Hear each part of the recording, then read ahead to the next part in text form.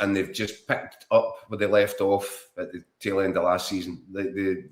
Derek McInnes has made a lot of changes already in terms of personnel. He's brought in 8 new players, but it's not enough, because there are still players out there that cannot be trusted. There are players out there in that team who believe they're a great deal better than they actually are. You would have thought that they might have had a kind of slap in the face, come back to their senses a little bit when they looked at the league table and saw that they finished 3rd in a 2-horse race last season. You might have thought that might have put a few egos in check. But no, they look as if they look lazy at times. They look sloppy. They got themselves... Fellow Asgard, by the way, looks as if he might be a star turn this season for Rangers. He looks like a different player. But he gets them back in the game, and then Rangers just shut down again. It's almost as if, well, that's it. We've avoided defeat. We'll take a point. They've not learned anything, these players. And Derek McInnes is now finding out. Now, Derek McInnes would have sussed Rangers out last season when he was at Hearts. And he did suss them out because he left them in his slipstream in the league, didn't he? So he knew what the Rangers' weaknesses were, and there were many of them.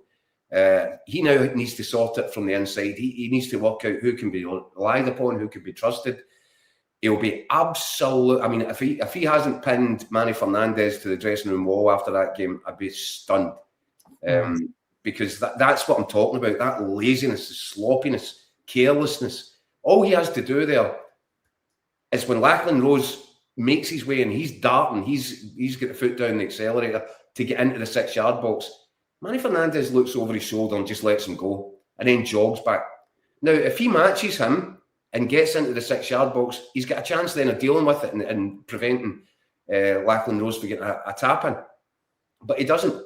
And you know, the worst of it was, he then turns around, puts his arms out by his side, looks around at his teammates as if he's blaming them for them not doing his job for him.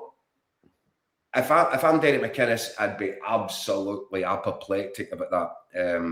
And I'd be surprised if there's not been words exchanged. Now, on top of that, he's then got a situation where Ben Godfrey limps off. So even if he wanted to drop Manny Fernandez on a point of principle for the European tie this Thursday night, he's not going to be able to do that. And I think that he's in this position just now where he must be looking around, working out, right, who can be relied upon, who can be trusted.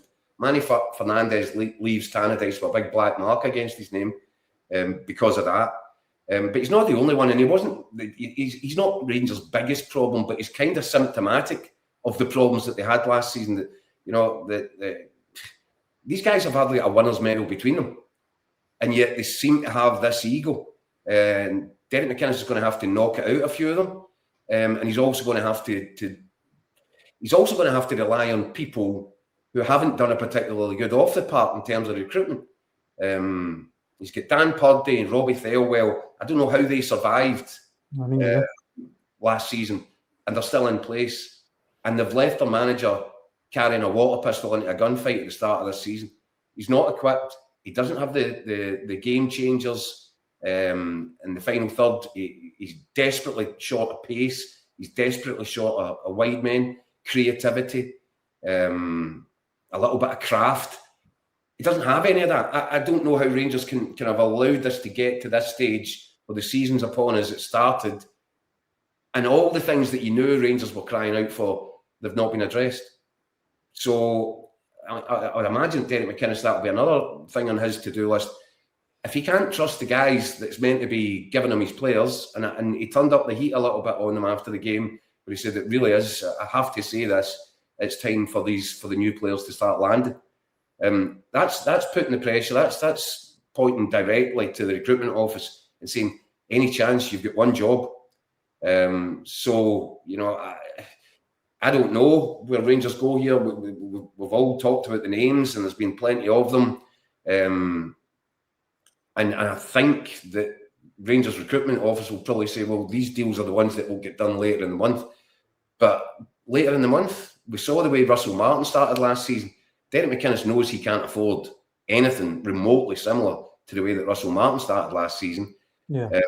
Derek McInnes will know, because he's smart, that he's going to get one shot here.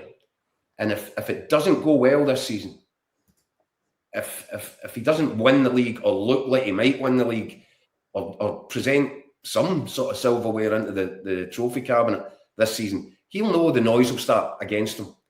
It's probably starting already.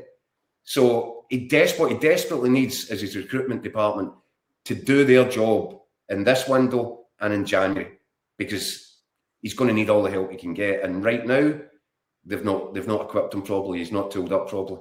So yeah, he's got players that he can't rely upon, and he's probably got a recruitment department that he can't rely upon. That's a problem. Yeah. We're getting lots of strong comments in already. I mean, just one Rangers is okay says Emmanuel Fernandez looks like he's starting to believe his own hype.